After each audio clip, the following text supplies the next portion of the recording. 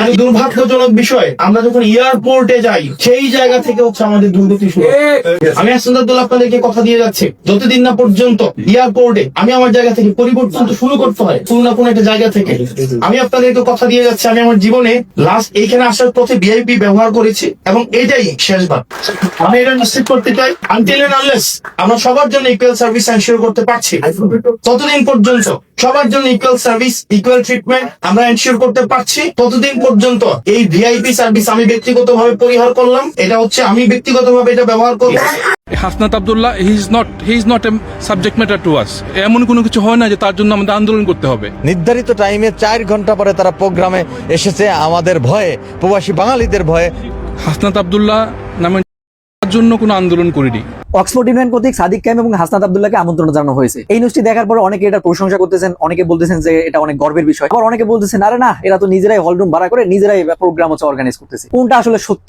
আসসালামু আলাইকুম প্রিয় দর্শক, পুরো ভিডিওটা সম্পূর্ণ দেখার অনুরোধ জানাবো আপনাদেরকে। খুবই গুরুত্বপূর্ণ একটা বিষয় নিয়ে উপস্থিত হয়েছি আপনাদের মাঝে। তরুণ প্রজন্মের আইডল বলা যায়, বাংলাদেশের ভবিষ্যৎ প্রধানমন্ত্রী যাকে ধরা হয় হাসনাত আব্দুল্লাহ। সাম্প্রতিক সময়ে আপনারা সকলেই অবগত আছেন তিনি ব্রিটেনে অবস্থান করছেন। প্রিয় দর্শক শ্রোতা মণ্ডলী, অক্সফোর্ড ইউনিয়নের একটি আমন্ত্রণে তিনি ব্রিটেনে গিয়েছেন এবং অক্সফোর্ড ইউনিয়নে এই মঞ্চে তিনি বক্তব্য রেখেছেন। আমরা দেখেছি তার ব্রিটেন সফর ঘিরে তুমুল উত্তেজনা সৃষ্টি হয়। আওয়ামী কর্মীরা তারা নানাভাবে প্রতিহত চেষ্টা করে যে কোনোভাবেই যেন ব্রিটেনে ঢুকতে না পারে হাসনাত আব্দুল্লাহ। দিন শেষে সকল বাধা অতিক্রম করে হাসনাত আব্দুল্লাহ কিন্তু ঠিকই ব্রিটেনে চলে যায়। কোনোভাবেই বাধা দিয়ে আটকানো যায়নি হাসনাতকে। যাই হোক প্রিয় দর্শক শ্রোতা মণ্ডলী, এতটুকু সবই জানেন আপনারা কম বেশি। আজকের এই ভিডিওতে আমি হাসনাত আব্দুল্লাহর কিছু বক্তব্য তুলে ধরার চেষ্টা করব। ব্রিটেনে গিয়ে তিনি প্রবাসী ভাইদের উদ্দেশ্যে কিছু কথা বলেছেন এবং কিছু প্রতিশ্রুতি দিয়েছেন। বাংলাদেশের অর্থনীতির বড় একটা অবদান প্রবাসী ভাইদের রেমিটেন্সের টাকাই এদেশের অর্থনৈতিক উন্নয়ন ঘটে। কিন্তু সেই প্রবাসী ভাইয়েরা কতটুকু রেসপেক্ট এবং সম্মান মর্যাদা পায় বলেন তো? আদৌ কি প্রবাসী ভাইদের কোনো সম্মান মর্যাদা দেওয়া হয়? প্রবাসী ভাইয়েরা যেন তাদের প্রাপ্য সম্মান এবং মর্যাদাটুকু পায়, সেজন্য হাসনাত আব্দুল্লাহ তাদের কাছে কি কথা দিল, কি ওয়াদা করলো, কি প্রতিজ্ঞা করলো সেটা আমরা শুনব। এবং একই সাথে হাসনাত আব্দুল্লাহ তিনি কথা দিয়েছেন যতদিন পর্যন্ত প্রবাসী ভাইয়েরা ভিআইপি সুবিধা না পাবে বিমানবন্দরে, ততদিন পর্যন্ত তিনি আর কখনো জীবনে কোনো দিন বিমানবন্দরে ভিআইপি সুবিধা গ্রহণ করবেন না। হাসনাত আব্দুল্লাহর এই ঘোষণার পরে প্রশংসায় ভাসছে সারা দেশ জুড়ে। হাসনাত আব্দুল্লাহ, বিশেষ করে প্রবাসী ভাইরা প্রচণ্ড খুশি হয়েছে তার এই ঘোষণায়। চলুন কথা না বাড়িয়ে হাসনাত আব্দুল্লাহর বক্তব্য শুনি, তিনি কি প্রতিজ্ঞা করলেন প্রবাসী ভাইদের কাছে ব্রিটেনে গিয়ে সেটা দেখি, তারপরে কথা বলি। আমি হাসনাত আব্দুল্লাহ আপনাদেরকে কথা দিয়ে যাচ্ছি, যতদিন না পর্যন্ত এয়ারপোর্টে আমি আমার জায়গা থেকে পরিবর্তন তো শুরু করতে হয় কোনো না কোনো একটা জায়গা থেকে। আমি আপনাদেরকে কথা দিয়ে যাচ্ছি, আমি আমার জীবনে লাস্ট এইখানে আসার পথে ভিআইপি ব্যবহার করেছি এবং এটাই শেষবার। এবং আমি এটা নিশ্চিত করতে চাই, আনটিল এন্ড আনলেস আমরা সবার জন্য ইকুয়াল সার্ভিস এনশিওর করতে পারছি, ততদিন পর্যন্ত সবার জন্য ইকুয়াল সার্ভিস ইকুয়াল ট্রিটমেন্ট আমরা এনশিওর করতে পারছি, ততদিন পর্যন্ত এই ভিআইপি সার্ভিস আমি ব্যক্তিগতভাবে পরিহার করলাম। এটা হচ্ছে আমি ব্যক্তিগতভাবে এটা ব্যবহার করলাম। কিন্তু দুর্ভাগ্যজনক বিষয়, আমরা যখন এয়ারপোর্টে যাই সেই জায়গা থেকে হচ্ছে আমাদের দুর্গতি শুরু। এয়ারপোর্টে যাওয়ার পরই মনে হয় যে আমরা এই দেশের মানুষ না, আমাদের দিকে এমন ভাবে তাকানো হয়, আমাদেরকে এমন ভাবে ট্রিট করা হয়, আমরা মনে হয় যে আমরা দেশের জন্য একটা বোঝা। এটা আমাদের এক দীর্ঘ সময়ের একটা বাস্তবতা, আমাদের এটা রাষ্ট্রীয় দুর্বলতা এবং আমাদের কাঠামোগত একটা দুর্বলতা যে আমরা এখনো পর্যন্ত, আমি যখন হিথ্রো বিমানবন্দর দিয়ে আসলাম সেখানে আসলে আসার পরে সেখানে জাস্ট 2টা গেট ছিল। একটা গেট ছিল যে এখানে তারা ইউরোপিয়ান পাসপোর্ট শুধুমাত্র হোল্ড করে তারা একটা গেট দিয়ে যাবে, আর এটা হচ্ছে নন ইউরোপিয়ান পাসপোর্ট যারা হোল্ড করে তারা একটা গেট দিয়ে যাবে। অথচ আপনি বাংলাদেশে যান, আপনি গিয়ে দেখবেন ভিআইপি, সিআইপি, এইপি, সেইপি, সাধারণ, এটা সেটা। অথচ দেখেন এই ভিআইপি মানুষদের মধ্যে বেশিরভাগ মানুষই হচ্ছে দেশ থেকে বিদেশে টাকা পাচার করে। যারা টাকা পাচার করেছে, বিদেশে বেগম পাড়া বানাইছে এবং এই যে দীর্ঘ সময় লুট করে এখন বিদেশে টাকা পাচার করে, এই লুটের টাকা গতকাল হচ্ছে দুবাই একজনকে ধরেছে। এই তাদেরকে হচ্ছে আমাদের দেশের রাষ্ট্রীয় পৃষ্ঠপোষকতায় ভিআইপি মর্যাদা দিয়ে দেখা যায় তারাই হচ্ছে কখনোই সাধারণ মানুষের দুর্ভোগটা বোঝার চেষ্টা করে না। তো সেই জায়গা থেকে আপনারা যেটা বলেছেন আমিও দেখেছি, যেমন আসলে কি কাঠামোটা এমন, আমি 2026 ফেব্রুয়ারির আগে এক ধরনের রাষ্ট্রীয় এক ধরনের একটা পরিচয় ছিল, তারপর একটা পরিচয় ছিল, বর্তমানে আমি হোল্ড করি। এই কাঠামোটা এমন একটা কাঠামো যেখানে আপনাকে আসলে সাল হইতে বাধ্য করবে।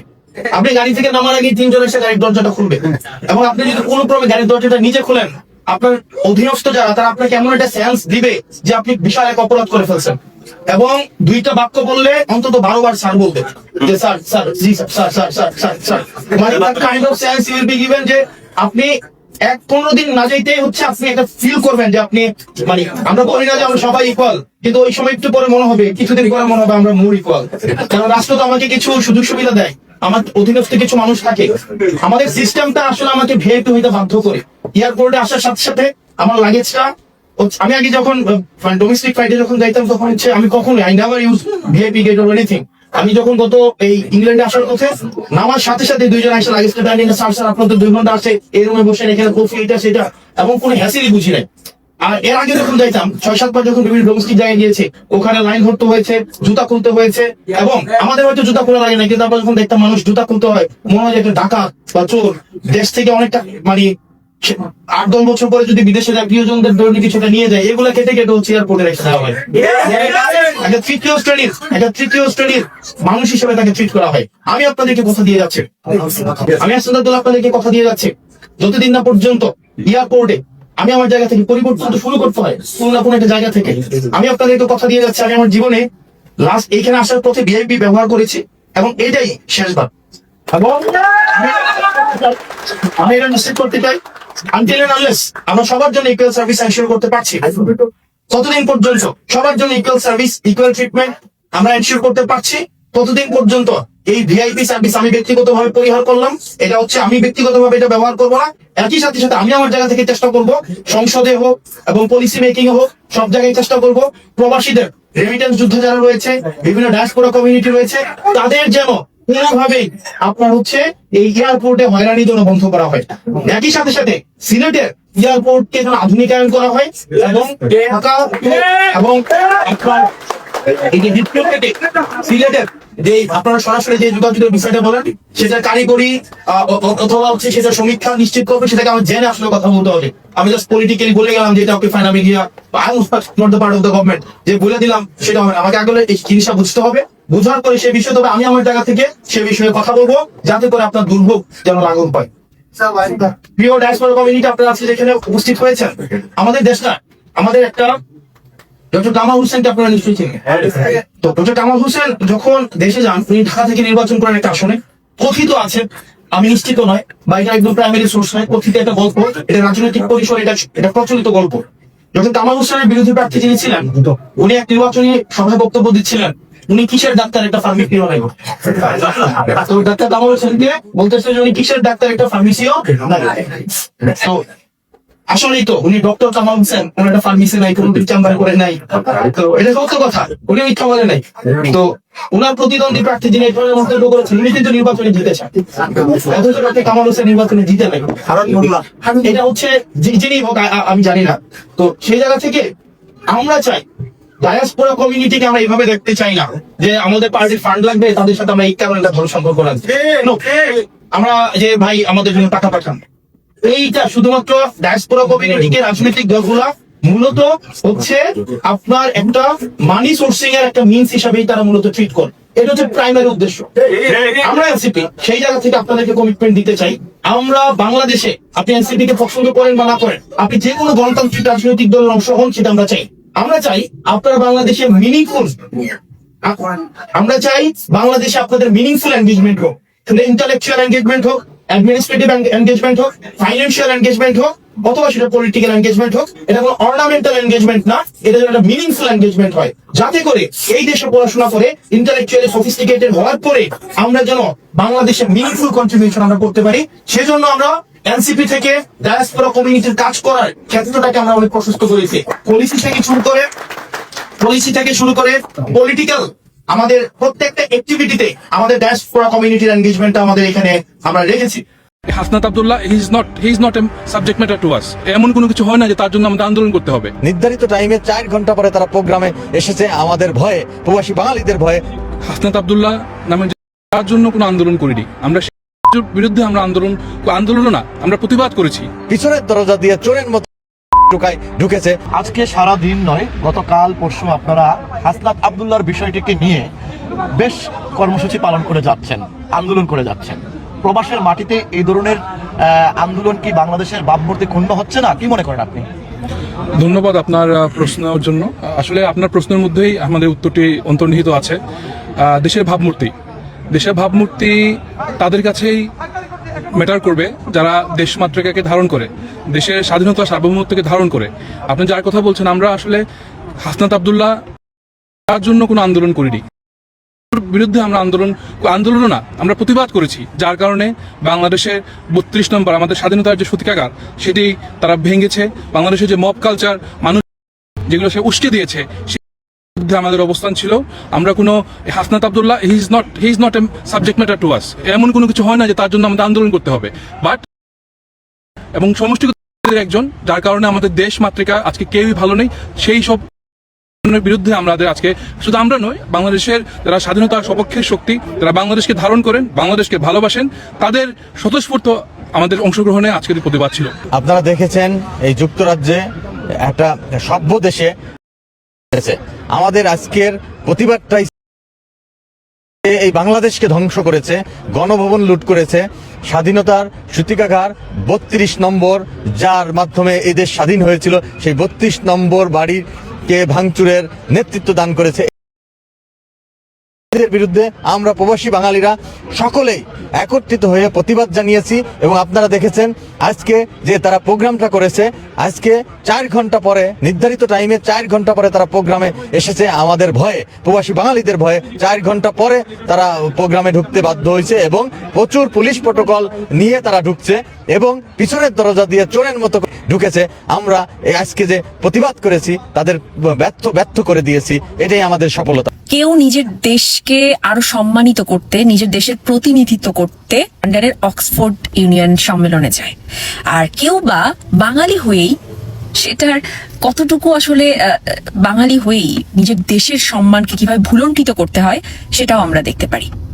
এই যে হাসনাত আব্দুল্লাহ এবং সাদিক কায়েম ওখানে গেলেন, এটা নিয়ে এখন মানে তাদের বিরোধী পক্ষ নানান কিছু বের করছে, যত সব বুলশিট। যাই হোক, তো এই যে আসলে সম্মানের জায়গাটাতে পুরো লন্ডনবাসী, হ্যাঁ, যারা কিনা ব্রিটিশ, তারা কি দেখলো?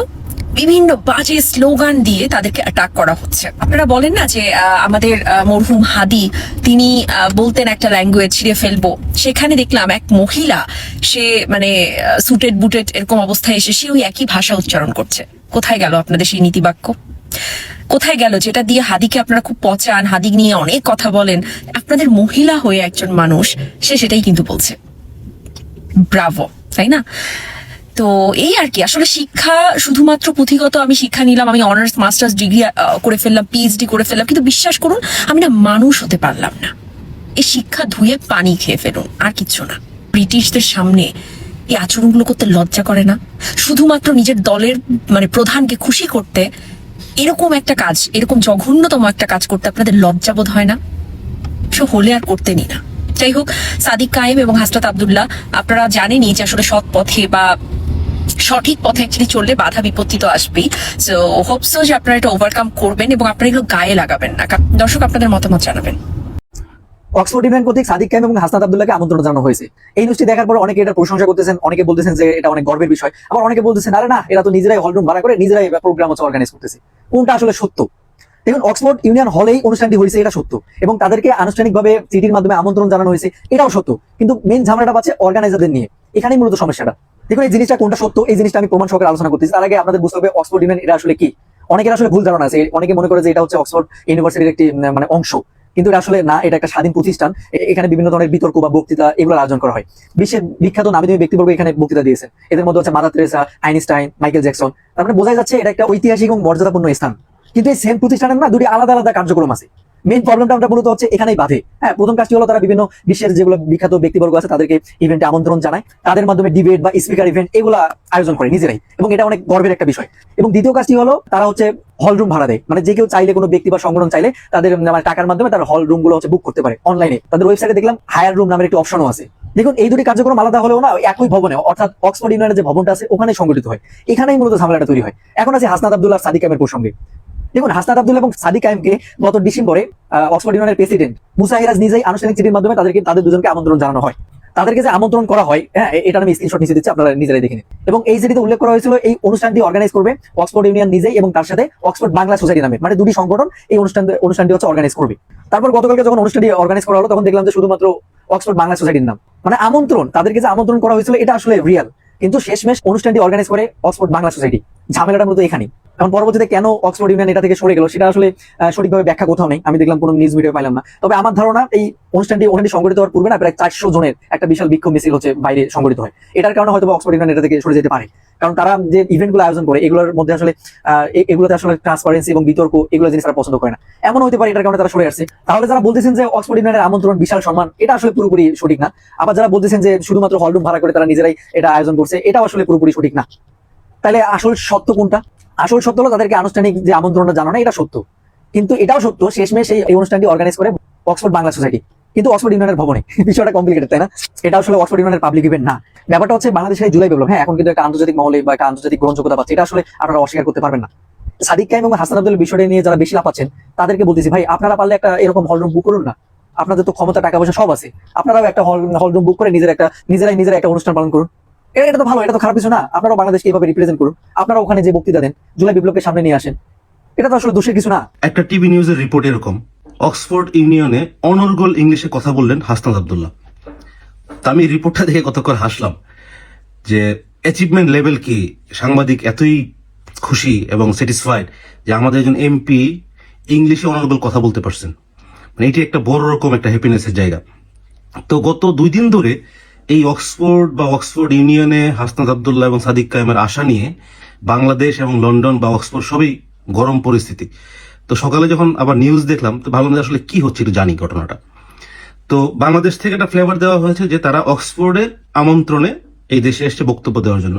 তো খুবই ভালো খবর, অক্সফোর্ডের আমন্ত্রণ, অক্সফোর্ড তো অক্সফোর্ডই, তাই না? কিন্তু একটু খটকা, যেখানে 2-1 জন কোয়েশ্চেন করছেন আসলে কি দাওয়াতে আসছেন, আসলে কি আমন্ত্রণে আসছেন, না কিভাবে আসছেন। তো আমি একটু খুঁজে বের করলাম, আসলে এটা হচ্ছে অক্সফোর্ড ইউনিভার্সিটির কোনো প্রকার অ্যাফিলিয়েশন না, এটা অক্সফোর্ড ইউনিয়ন। সো অক্সফোর্ড ইউনিয়নের এই দাওয়াতে এসেই সাদিক কায়েম বা হাসনাত আব্দুল্লাহ বা তাদের অনুসারীরা ফেসবুক বা সোশ্যাল মিডিয়াতে পুরোপুরি বিশাল একটা গরম পরিস্থিতি আর কি, যে অনেক বড় রকম একটা অ্যাচিভমেন্ট। হ্যাঁ, অ্যাচিভমেন্ট অবশ্যই, আসছে ইংল্যান্ডে ঘুরতে আসছে, তো একটা অ্যাচিভমেন্ট ডেফিনেটলি। তো অক্সফোর্ড ইউনিয়নে আসলে কি হয়, কিভাবে হয়, আমি জাস্ট সিম্পল গুগলে সার্চ দিলাম what is Oxford Union and how can I go there, এরকম একটা কথা দিয়ে আর কি। তো আমাকে অনেকগুলো অপশন দিচ্ছে, তুমি টুরিস্ট হিসেবে যেতে পারো, তুমি হল বুক করতে পারো, তুমি সেমিনার করতে পারো, তুমি অনেক কিছুই করতে পারো, ডিবেট করতে পারো। তো আমাকে গুগল লিঙ্ক দিল, লিঙ্ক ধরে আমি সামনে গেলাম। তো প্রথম যেটা দেখলাম অক্সফোর্ড ইউনিয়নের লোগোটা, যেটা আপনারা ছবিতে দেখতে পাচ্ছেন, হায়ার এ রুম। তো হায়ার এ রুমের প্রথমে হচ্ছে আপনার ডিবেটিং চেম্বারের পরে ম্যাকমিলান রুম, তারপর গ্ল্যাডস্টোন রুম, মেম্বার্স বার, মরিস রুম। তো এই সবগুলো রুম আপনি যে কোনো একটা বুকিং করতে পারবেন। এখন বুকিং করে আপনি কাউকে ইনভাইট করতে পারেন, বা আপনারা নিজেরা বুকিং করে কথা বলতে পারেন। নিজেরা একটা বুকিং করলাম, করার পরে এখানকার কয়েকজন এলিটকে উপস্থাপন করলাম, তারা কথা বললো, আমরা বাংলাদেশ থেকে কয়েকজনকে ডাকলাম, সব মিলে একটা অকেশন অ্যারেঞ্জ করাই যেতে পারে। তা আমি আবার একটু ফার্দার গেলাম, যে ডিবেটিং চেম্বার নিয়ে তো আলোচনা হচ্ছে, ওনারা এখন বক্তব্য দিয়েছেন। তো ডিবেটিং চেম্বারটা আসলে কিভাবে বুক করা যায়, এটার জন্য একটু ট্রাই করলাম সামনে। তো প্রথমে আছে, এখানে দেখতে পাচ্ছেন মেক এ রিজার্ভেশন। তো আমি রিজার্ভেশনে গেলাম।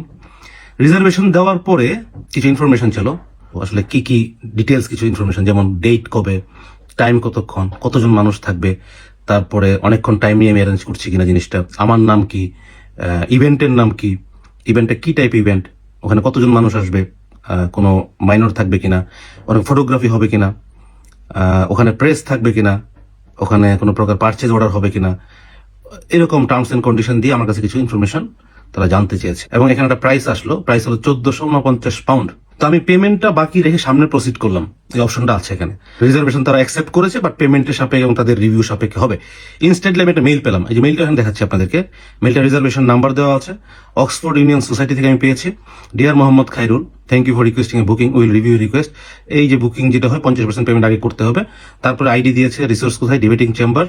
তারপর আইডি দিয়েছে আমাকে একটা, কোথায় জায়গাটার নাম, ডিবেটিং চেম্বার। ডিউরেশন হচ্ছে, তারিখ দিয়েছি, টাইম দিয়েছি। আচ্ছা, ক্রিয়েটেড কবে, আজকে সকাল 8:50-এ। দেন প্রাইস হচ্ছে 1449। সো 1449 পাউন্ড মানে অ্যারাউন্ড বাংলাদেশি টাকায় 2,30,000 2,35,000 টাকা এরকম একটা অ্যামাউন্ট তাদেরকে দিতে হবে যদি আমি বুকিং রাখতে চাই, অথবা আমার ক্যান্সেল করার প্রভিশন আছে এখন। তাই আমি মেইলের রিপ্লাই ওদেরকে আমি ক্যান্সেল করে দিব এটা দিয়ে। ডেফিনেটলি আমি যেহেতু নিচ্ছি না, জাস্ট চেক করার জন্য নিয়েছি। এন্ড বিষয় হচ্ছে কি, এখানে বাংলাদেশে যারা কমিউনিটি আছেন ওনাদের নিজেদের রাজনৈতিক স্বার্থে অনেক সময় অনেক কিছু করেন। হয়তো এরকম একটা কমিউনিটি মিলে, যাদের একটু পোর্টফোলিও আছে, তারা হয়তো কয়েকজন মিলে ইনভাইটেশনটা করেছেন এবং ওখানে হাসনাত আব্দুল্লাহ, সাদিক কায়ুম, নাবিলা ইদ্রিস অনেককে ওখানে দেখলাম যে বক্তব্য দিচ্ছেন। তো আসলে কেউ যদি বাংলাদেশ থেকে এসে এখানে যে কোনো একটা সেমিনারে বক্তব্য দেয়, দ্যাটস ফাইন, ওয়েল অ্যাপ্রিসিয়েটেড। কিন্তু এটাকে নিয়ে একটা মিথ্যাচার, এইটা করার কতটুকু প্রয়োজন? অক্সফোর্ড ইউনিভার্সিটির আমন্ত্রণে আসা, একটা অক্সফোর্ড ইউনিয়নের কথা বলতে আসা, তাও অক্সফোর্ড ইউনিয়নের আমন্ত্রণ না, নিজেরা হল বুকিং করে ওখানে কথা বলতে আসা। আমি যদি আজকে ঢাকা ভার্সিটির একটা হল বুক করি এবং আমি ওখানে আমার কয়েকজন ফ্রেন্ডকে দাওয়াত দিয়ে একটা পোর্টফোলিও কিছু লোকজনকে আনলাম, সো কেউ যখন কথা বলে, দ্যাট ডাজন্ট মিন যে ঢাকা ভার্সিটি তাদেরকে ইনভাইট করেছে। তো জিনিসটা সেম এরকমই। আমাদের অনেকেই বলে ওনারা প্রমিজিং নেতা, ইয়াং লিডার্স, তারা একজন এমপি, একজন ডাকসুর ভিপি। সো তাদের যদি মিথ্যাচার বা ফেক প্রচারণার দরকার পড়ে, তাহলে আসলে সামনের দিন যে কি হবে এটা আসলে দেখার অনেক ইন্টারেস্টিং বিষয়। অলরেডি যেমন ওনারা একজন শিবিরের, একজন এনসিপি, দুজনের যেই কেমিস্ট্রি রচনা করলেন দুজনে মিলে, হোপফুল বা ইন্সপায়ারিং কিছু নাই। এখন হয়তো এটাই নিয়ে তারা অ্যাচিভমেন্ট হিসেবে বাংলাদেশে গিয়ে তাদের প্রোফাইলে, তাদের সোশ্যাল মিডিয়াতে, তাদের বোর্ড বাহিনী দিয়ে অনেক প্রচারণা করবেন, অনেক বড় অ্যাচিভমেন্ট করে আসছে। তো ওনাদের এই মিথ্যা প্রচার, অপপ্রচার বা ফেক ব্র্যান্ডিং, এটা আসলে করার দরকার ছিল না। ওনারা স্ট্রেট বললেই হতো যে ইংল্যান্ডে গিয়েছিলাম, যে এই জায়গায় কথাবার্তা বলেছি, দ্যাটস ফাইন। ওনারা হয়তো স্বীকার করবেন না, বাট ওনারাও জানেন যে আসলে তারা একটা ফেক কাজ করেছে এখানে। তো এটা আসলে ঠিক হয় নাই। ওনাদের কর্মীদের জন্য কাছে ওনারা কিভাবে মুখ দেখাবেন, এটা একটা বড় বিষয়। আর বাকি দেশের কাছে মুখ দেখানোর বিষয় তো আসেই না এখানে। এটাকে নিয়ে বাজারজাত করার যে চেষ্টা, আর অক্সফোর্ড ইউনিয়ন বা অক্সফোর্ড ইউনিভার্সিটিতে কারো ইনভাইটেশনের লেভেল কি হওয়া উচিত হয়তো ওনাদের ধারণাও নাই। এই জন্য ভাবতেছেন যে মুই কি হনরে টাইপ আর কি, অনেক কিছু বড় হয়ে গেছে। ওনারা আবার রোমন্থন করতেছেন যে অনেকে বড় বড় লোক বক্তব্য দিয়ে গেছেন, আমি একটা সুযোগ পেলাম। আরে বাবা, ওখানে আসছেন, অনেকে আসছেন, ট্রু, বাট একটা লেভেলের বিষয়, কোন লেভেলে কে আসছেন। বাট আপনি যদি এখন ওই বাংলাদেশি কমিউনিটির একটা অকেশনে এসে বক্তব্য দিয়ে চলে গেলেন এবং এটাকে অক্সফোর্ডের ব্র্যান্ডিং করেন, তাহলে আসলে লেভেলে পৌঁছতে পারলেন না, শুধুই মিথ্যাচারী হলো। প্রিয় দর্শক, আপনারা দেখতে পারলেন। অবশ্যই কমেন্টে আপনাদের মূল্যবান অভিব্যক্তি জানাবেন, তুলে ধরবেন আপনাদের মতামতটা। আপনারা কি বলতে চান হাসনাতকে নিয়ে, আপনাদের ওপিনিয়নটা কি থাকবে? হাসনাত আব্দুল্লাহ তিনি বরাবরই কিন্তু তাক লাগানো কাজ করে, প্রশংসা করার মতো কর্মকাণ্ড করে। হাসনাত আব্দুল্লাহর প্রশংসা না করে আসলে আর পারি না। হাসনাত আব্দুল্লাহ এমন একজন ব্যক্তি, যেই ব্যক্তির কোনো তুলনা হয় না। সে দেশ ও দেশের মানুষকে ভালোবেসে রাজনীতি করে, তার কার্যকলাপে সেটি একদম স্পষ্ট পরিষ্কার বোঝা যায়। হাসনাত আব্দুল্লাহর মতো যদি বাকি 299 আসনের সংসদ সদস্য, পার্লামেন্ট মেম্বারও যদি হতো, তাহলে দেশটা বহু আগেই পরিবর্তন হয়ে যেত। প্রিয় দর্শক শ্রোতামণ্ডলী, আপনারা জানাবেন আপনাদের অভিব্যক্তি, মতামতটা। আপনারা কি বলতে চান, আপনারা কি বলবেন? হাসনাতের এই বক্তব্য, ঘোষণা এবং প্রতিজ্ঞা নিয়ে আপনাদের মতামত কি থাকবে? হাসনাত যেটা বলেছে সেটা কি ঠিক বলেছে? অবশ্যই জানাবেন। প্রিয় দর্শক, ভালো থাকবেন, সুস্থ থাকবেন। আজকের মতো এ পর্যন্তই বিদায় নিচ্ছি আপনাদের কাছ থেকে। দেখা হবে আরও অন্য কোনো একটা ভিডিওতে। আল্লাহ হাফেজ। আসসালামু আলাইকুম ওয়া রাহমাতুল্লাহি ওয়া বারাকাতুহু।